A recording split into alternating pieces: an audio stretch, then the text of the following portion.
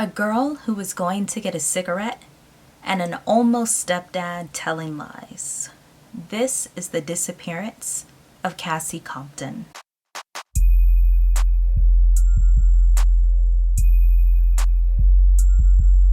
Hey guys, and welcome back to the channel. If this is your first time here, welcome to Little Miss Mystery, where we discuss all types of stories here, whether it's mysteries, true crime, missing persons, conspiracy theories, just kind of everything under that umbrella we're going to be talking about here. So if you like those kind of stories and these type of videos, definitely do me a favor and hit that subscribe button. Also give this video a like and share it with some friends.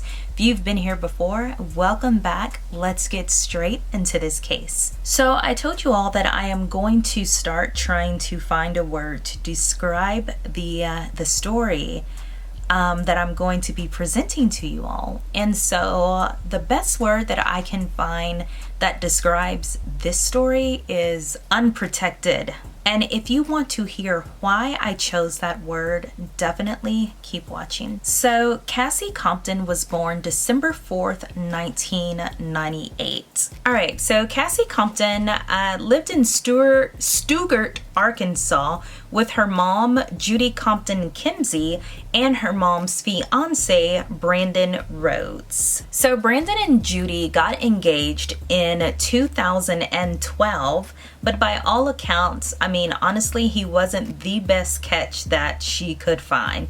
Honestly, he wasn't a very good catch at all. He had no car, no driver's license, no job. Basically, he put forth no effort. And a lot of people said that Cassie was super turned off by him, if that makes sense. She didn't like to be around him. She didn't want him in her personal space. And it almost leads one to believe if this was a precursor of things to come. So Cassie's biological father, Roy W. Compton, actually lived in Oklahoma. He is a registered sex offender, and his offense, I'm taking a look right now, was lewd or indecent proposals or acts to a child. Now, it's also interesting to mention her mom is a registered sex offender as well, and we will get further into that story and why mom is a sex offender. So the story actually starts the night before Cassie disappeared. On September 13th, 2014, Cassie stayed the night with Hunter, who was a family friend, a young man who was a family friend. His family knew Cassie's family, and it was someone that she considered her best friend and who she spent a lot of time at his house. Now, Hunter's mom's name is Tracy. Tracy knew Cassie very well. They had a bond as well, and Tracy said she just kind of assumed that something was going on at the house, which is why Cassie felt so safe at their house. So spending time at their house was a little bit like a safe haven for Cassie. So as I stated, she stayed the night on September 13th, and on September 14th, Cassie attended a demolition derby with Hunter in the neighboring town of DeWitt. Now, DeWitt is approximately 26 miles or so from Stuttgart. If you guys don't know what demolition derby is, I will post a short little clip right here so you have an idea of what I'm talking about. Okay, so at around 6:00 p.m., the family dropped Cassie off at her house. So basically, Cassie's mom was there, as well as her almost stepdaddy dearest, Brandon. So Judy, her mother, stated that she was in bed sick. She said she had been ill. She was basically bedridden because she was feeling so bad. So she yelled through the door, "Hey, baby girl, glad you're home." But she said Cassie never responded or said anything back to her. Now, around 7 o'clock, between 7 and 7:15, Hunter got a text from Cassie saying, "I'm going to get a smoke." Now, per Judy, neither she nor Brandon was in the room when Cassie left. So I'm assuming she's talking about a family room, living room area. But she said neither one of them were in the room, and Cassie left was never seen again, and the only thing that she took with her was her cell phone. So as I stated, Judy was home sick in bed and Brandon Rhodes was home as well. Now, as all this is unfolding and as she's missing later down the road, there's a private investigator involved in this case named Tina Stores. But this is relevant right now because Judy disclosed to Tina everything that happened after Cassie left. You're gonna want to hear this, so check this out. So Judy says that Brandon fixed dinner for her to eat in bed because I told you that she was sick around the time that Cassie got home from the demolition derby. So as we discussed, that's going to be around 6:00 p.m. or so. She said that she was too sick to eat it, so she just basically kind of left it there. Now, she also told this investigator that around that same time, Brandon told her he was going to go get cigarettes, which would have been a couple of hours later. Now, the interesting thing is when Brandon told Judy, and this is per the investigator, that he was going to get cigarettes was around the same time that Cassie sent a text to Hunter telling him, "I'm about to go get some smokes." Now, Judy also remembered that Brandon was actually gone in her car for a couple of hours. Interesting fact here, Brandon doesn't have a driver's license. He actually is known around town as a somewhat different guy, but he rides his bike everywhere. Apparently, he will borrow Judy's car if she's sleeping. So, Judy told the investigator that Brandon borrowed her car and was gone for hours, apparently going to get cigarettes, right? She also stated that once Brandon returned, he was sick and stayed in the restroom for a couple of hours. So the theory was maybe he had caught her cold or something and was ill, but I don't know of one cold that just kind of keeps you in the restroom for hours. And even if he did catch something that she had, the onset wouldn't really be immediate, if that makes sense. Now, it was very common for Cassie to take walks, especially around the neighborhood, or walking to get to where she needed to be. And whenever she took walks, she would take her cell phone. So that evening around 9:15, Hunter's mom, Tracy Snyder, received a call from Brandon asking if Cassie was still with them or if they knew where she was. Okay guys, sorry about the freeze frame, but I wanted to edit this to add that the reason this was strange is because when Tracy dropped Cassie off at home, Brandon was outside. They kind of, waved at each other and went on. There was absolutely no reason he would have thought that Tracy still had Cassie. Now, this is interesting because Brandon and Judy both were aware when Cassie returned home the first time from being with the Snyder family around 6. So it seemed pretty odd that he would call her and say, "Hey, is she still with you? Or do you know what time, have you seen her? Do you know what time she'll be home?" It seemed somewhat odd and almost like he was setting up an alibi. Tracy also stated that Brandon called her 2 more times that night. Per her Charlie Project page, Cassie was sick as well. She had been feeling under the weather and she was taking medication for a severe cold. Doesn't seem to be that intense or severe to me since she had spent time at Hunter's house over the weekend. So Judy also stated that Cassie was recently diagnosed with a mental disorder. Judy said that she believed that Cassie was bipolar. Apparently she did not like taking her antidepressant or whatever other medication that was prescribed to her, so she would routinely flush them down the toilets. Now, it's interesting to me that since she was recently diagnosed, it doesn't seem like she was, addicted to the medication and could be having a mental break being without it since she was flushing it down the toilet stool. But I just found it very interesting that Judy felt the need to say that to the police officer. We'll get into that a little bit later. Just give me a little bit of time. So Cassie also carried an EpiPen for allergies, but it looks like on that last walk she took, she did not carry that as well. So on the 15th, which was the next day, Judy realized that Cassie wasn't in her bedroom. Now, this is really interesting to me because if you remember, I told you Brandon called Tracy on the 14th that night around 9 p.m. asking, hey, where is Cassie? You know, do you still have her, etc., etc.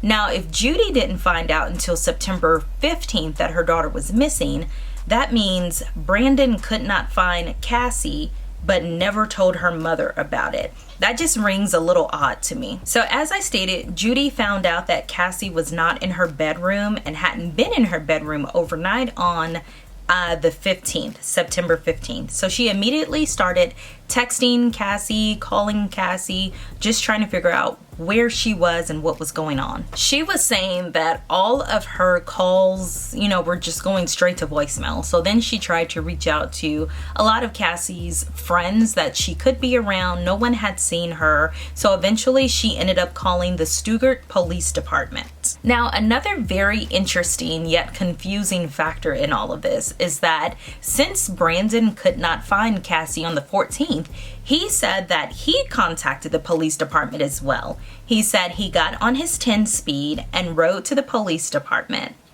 And at the police department, he was informed that since she had not been missing for 72 hours, nothing could be done. Now, why I say this is interesting is because the police really don't have a record of him coming in. They honestly just didn't know what he was talking about or who told him that. So these are some of the inconsistencies that are starting to come up in this case. So on the 15th, Tracy got in touch with Judy, or Judy got in touch with Tracy. It doesn't really specify which way it went, but the fact of the matter is Tracy called the police department as well. She states, even though on the actual police report, Judy's name is on there as the reporting person. Either way, a police report was filed on September 15th. So I have attached the incident report for you. I will put it on the screen right now. A few interesting parts that I saw. The actual report says the date and time of the report is 9/15/14 at 9:52 a.m.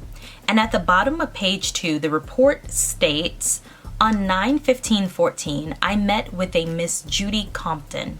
She stated that her daughter left her house located at 211 East 15th Street between 6:45 and 7 p.m. on September 14th, 2014, and has not returned. Ms. Compton stated her daughter has been diagnosed with a mental disorder, possibly bipolar. Now, I know that that is good information to tell the police, but in my little twisted mind, I'm thinking, is Judy already covering for her fiance and already putting this young lady has mental disorders vibe, narrative out there? That's the first thing I thought of. Or maybe, Cassie had just been diagnosed and she wanted police to know that.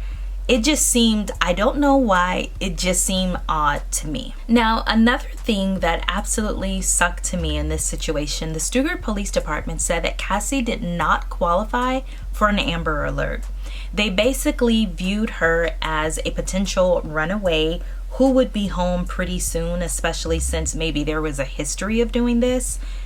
No one really took it seriously at all. They also stated that it did not seem that she was in any immediate danger. Now keep in mind, this is September 15th. Now the next true action in this case did not happen until October 3rd. Think about that, you guys. That's more than 18, 19 days later. This case totally baffles me. But on October 3rd, authorities seized Judy and Brandon's cell phones. Now, here's a very interesting part on what happened later on October 3rd. Witnesses say, and this was verified by Insider, the TV show, but witnesses say that after the police left, after taking Brandon and Judy's phones, that witnesses and neighbors saw smoke coming from the house. The fire department was called to put the fire out, and it was just a small internal house fire. They said no obvious damage was inside, and that we had tried to find the log from the fire department, but that was not available. On the 4th, they did the first public search of an area. So yeah, they did a search of the local airport as well as the neighboring cities of Casco and Elmira. After the phone pings from one of the phones of someone associated with the case went off during that time frame in that area. So they did the search, nothing was ever found, and they weren't able to get any evidence from it. So in the following days, searches were performed all over. It seems like they started to take the case a lot more seriously then. They still could not find anything. And then on October 11th, Judy announced that she and Brandon's engagement was now over. All right, so just kind of going along with everything else, on October 19th, Brandon is arrested for trespassing and squatting in an abandoned house. Now, he was arrested by the Stuttgart Police Department and held in the Arkansas County Jail for about 100 days. So let's talk about some of the initial suspects or people that are just outright coming out as suspects, just kind of in popular opinion. First off would be her father, Roy Compton. Some people believe that he may be a suspect, but by all accounts, she didn't really have a lot of interaction with him. Doesn't really seem like he really wanted her as a daughter, just like, any other of his kids. Honestly, plus he's already a sex offender, so I'm sure he can only have limited contact with her.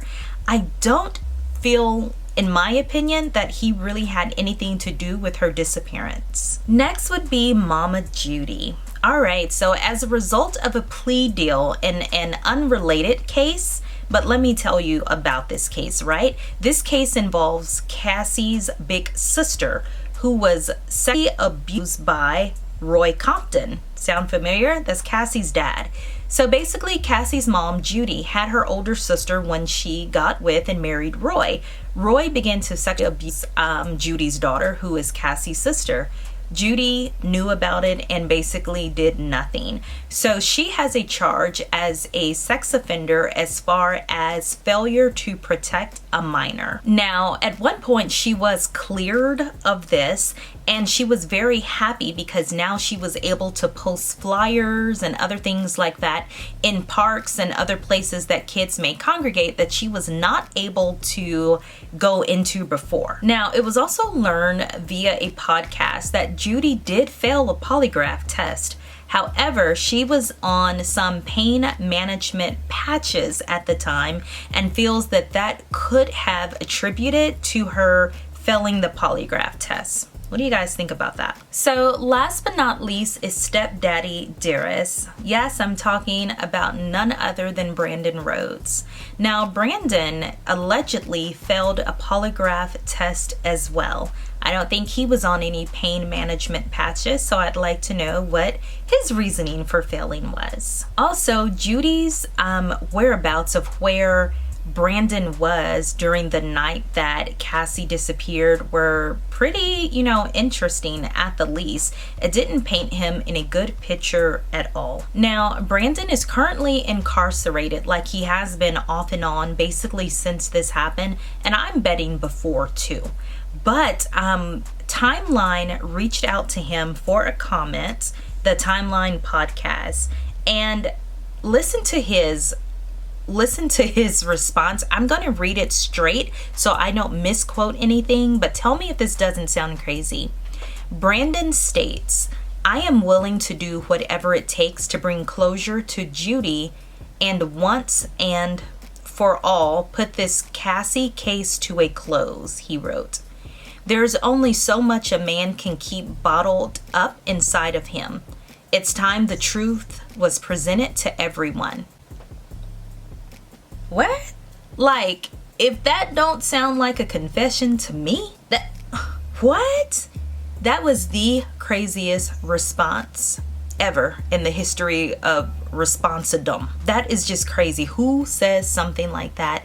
It doesn't make sense. Stepdaddy Dearest said it though. So I feel like off bat, he's one that should be pressed. I know the police have tried to reach out to him and speak with him multiple times, but you know how it goes. And sometimes people in jail and prison like the attention. He likes the fact that he may be, holding the key to this mystery, allegedly. So he may want to prolong this game for as long as he can. Now, it's interesting to note that Cassie's older brother, Chris Newcomb, he said that he believes if Cassie were to run away, she would run to him, as he was like the sibling that she was closest to, that she would come to him for help. He said that he feels that Brandon is involved with her disappearance. His mom, actually Judy, had felt like that at one time, and then here recently, now she's stating she doesn't feel that he had anything to do with it. Chris also stated that Cassie told him she didn't like to be around Brandon. He didn't make her feel good, and basically she didn't want to be around him. And as I stated again, Judy has stated she doesn't think that Brandon has anything to do with Cassie's disappearance. Now, it's also interesting, on 10/17, October 17th, Cassie's brother and sister-in-law claimed to know what happened to Cassie and to know who took her. I will put the Facebook post up here right now so you can kind of read over it. It's a very ominous message, but very interesting to say the least. So also, a month later, like in November, as they're still searching for her, Cassie's Facebook page liked the Facebook page that Judy made for her. So let me explain that. Cassie's personal Facebook page liked the missing person page that Judy had created for her. But it was later established that many people knew her Facebook login, so her personal page had been liking several things. It's kind of creepy as that sounds. So one of the last updates in this case was a really interesting video that surfaced on TikTok here somewhat recently. This video showed up on TikTok, and the video shows a girl sitting in the backseat of a car with two men. Now, if you look at the girl, she's really quiet. She's kind of looking down at one point and then staring directly in the camera. But the shocking part is that the girl appears to have two black eyes. I mean, she's just kind of staring at the camera just helplessly as these two men just talk. So a lot of people were saying, oh my God, there's a strong resemblance, that has to be her. What happened? At least she's alive. The Stuttgart Police Department got a hold of the video, as well as the FBI. And at this point, even her mother thought it was her. Judy responded by saying, oh my God, I'm happy my baby is alive. But what happened to her? She's had such a hard life. What's going on? She looks strung out. However, a young woman stepped forward and confirmed that it was her. She had proof and everything.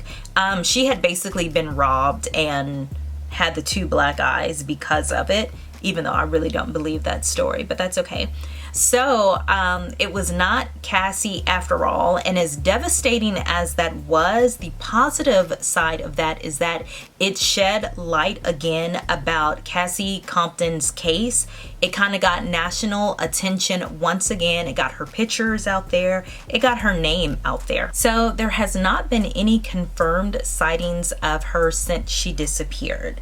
At the time of her disappearance, Cassie was 100 pounds, 5'3", dyed blonde hair, and gray blue eyes. She also has a scar on the left cheek of her face. She would be over 20 years old today. So my wrap up of this case, let's just get straight into it.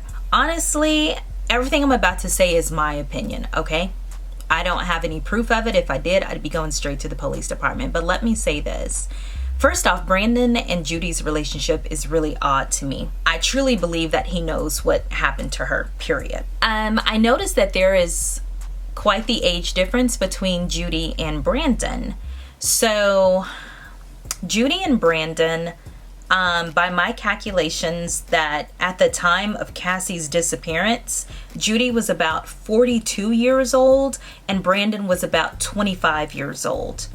Now keep in mind, Cassie was only 15 years old, so it'd be about 10 years between Cassie and Brandon and almost 20 years between Brandon and Judy. So normally, I don't judge things like this, but some guy barely older than your own kids And quite possibly he may have been younger than her older kids, who doesn't work and doesn't have a car and doesn't have a driver's license and treats you horribly. I mean, like, what the heck at this point? Judy, what's going on? This isn't even smart a little bit. So, and as I stated before, Judy had said that her conviction as a sex offender was because she failed to protect her oldest daughter from her husband, in her words, messing with her, okay?